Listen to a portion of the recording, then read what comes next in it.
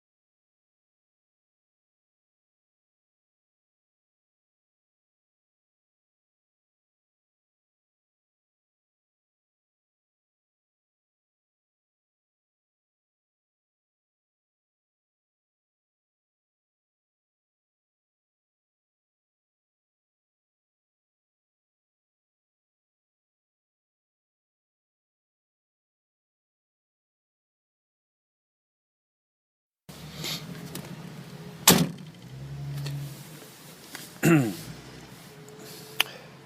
just got the news about the testing.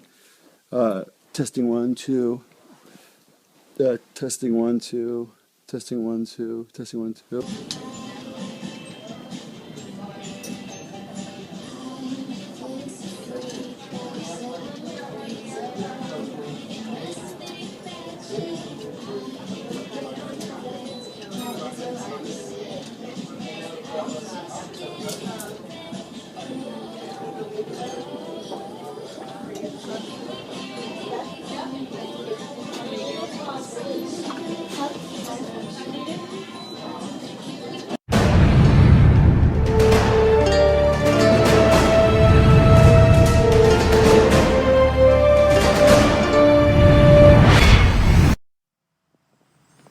The following audiovisual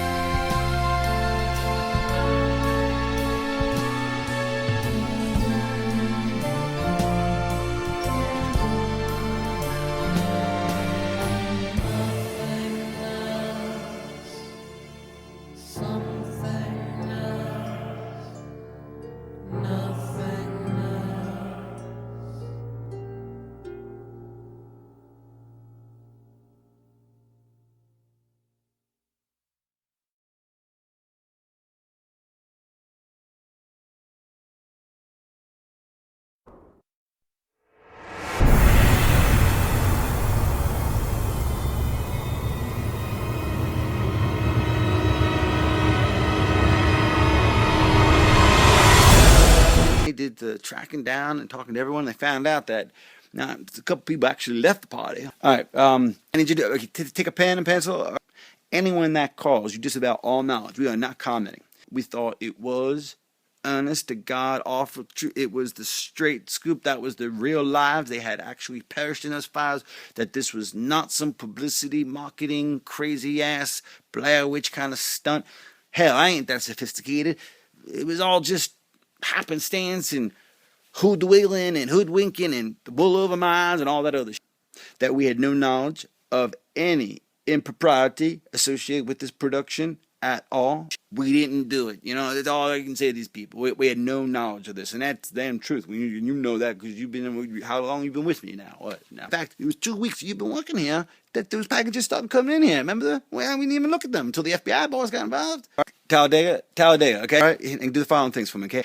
Mr. Brown's going to be calling me all morning, all right? I want you to put him off. I want you to tell him that my grandmama died, my mother died, my cousins, tell him the whole family's dead. Now, I need you to go get that detective, that private eye. We have to figure out from where those FedExes came. Okay, we got to track down that bar who sent me that email saying that he was the filmmaker, okay? I need to get a meeting with him today, because when I talk to Mr. Brown, and he's going to be pissed off to high hell, I got to fix this. I wasn't aware that they'd actually put too many bodies, well, it turns out what they did was they took cadavers and they put them in there. They were the same age and racial composition. They put damn clothes on them and the whole 9 yards. And then they saw that fire. They actually watched the damn fire from the cover of the woods. But suffice it to say that the whole thing was a scam, sham, flim-flam to the man. And I don't know why they did it, except made me sell some advertising on a television show, because I certainly know how to tell. I can sell a TV show. So I sold Snooki for MTV. You don't need no trick or device or gimmick, but I guess these boys and girls did. They thought they did. So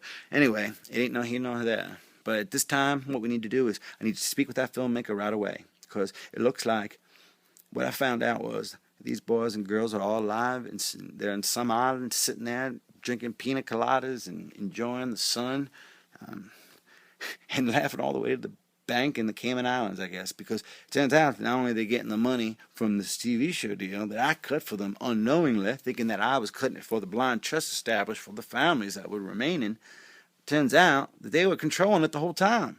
Even the charities were false. Everything was bullshit. Yeah, basically, I got my 10%, so, I was compensated. But the fact is that those millions and millions of dollars were flowing down to the south in one of these little Virgin Islands where they were all sitting there in a house together, where it turns out, from my source, that they had filmed all of that as well.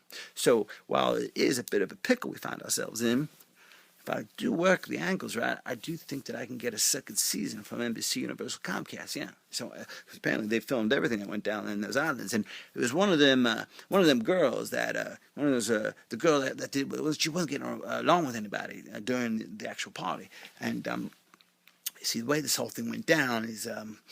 Besides the heat I was getting from the FBI, because they thought I was behind the whole damn thing. Of course, I had nothing to do with it. All I did was got the footage, and I looked at it, and then I tried to sell it to Comcast, and we made a deal. And that was still, I think I watched 4 minutes of that damn footage. I watched that trailer that they put together, and then I sold the damn thing to Robert Bryan, and that was it. Literally, we went duck hunting, and I sold them while we were duck hunting.